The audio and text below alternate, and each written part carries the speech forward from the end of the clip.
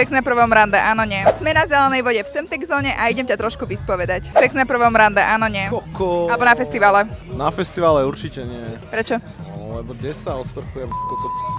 Tojke. Tojke, do piče, pustím z hajzla, spláchnem, osprchujem sa. Keby si mal vybrať, že by na tomto svete zostali len blondiny alebo brunetky, čo by si vybral? Vieš čo, ja som troška, že asi psychosexuál, takže mne sa ľúbia, že blondinám tak zvykne jebať, tak asi blondiny. A keď má baba veľký body count, je to zlé, alebo to neriešiš?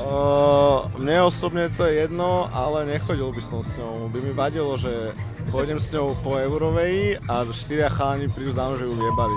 A máš nejakú, že top baliacú hlášku, ktorá vie, že zabera, alebo? Nemám asi, ale keď sa ma niekto spýta, napríklad Alexko, tak som mu povedal, že nech pošle babe do tenis loptu, nech ju kopne naspäť a fungovalo to, takže úplne, že popiči. A čo je to prvé, čo si všimneš na babe? Vieš čo, jak sa oblieka? No najprv si ju omrknem, že či mi dáva zmysel, čo má na sebe, potom si omrknem krivky, lebo ja mám veľmi rád presýpacie hodiny. A stalkuješ reposty nejakej svojej kráže alebo nejakej ex?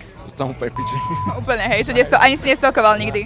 Na čo? Ja nestalkoval som nikdy nič. Ani storky, ani reposty, nič. Mne je to úplne jedno.